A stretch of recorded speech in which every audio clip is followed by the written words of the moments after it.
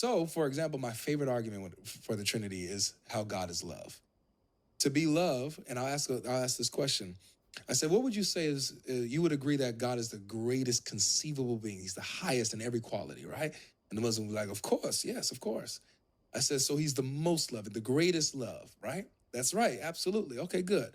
What quality of love would you say is greater? Would you say it's selfish love, love that you just have for your own self, or love that you share with another? Okay, what would you say? What would you say? What is the greatest form of love? Is it just, love me, or is it selfless love, loving someone else, right? I think all of us would say loving someone else is the greater form of love. They'll say shared love. Yes, I agree. Awesome.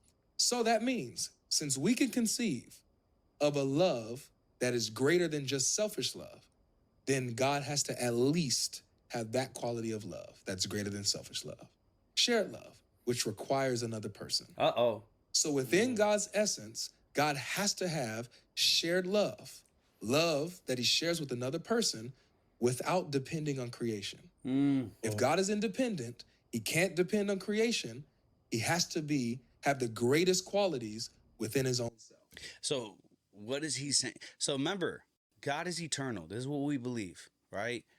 So if God is obviously existing before creation happened.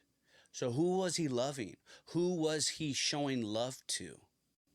Right? If we say that he is the greatest form of love and there was no creation yet, who was he loving? He was loving, I know it's loving the Son loving the Father loving the Spirit loving the Father, the Spirit loving the Son.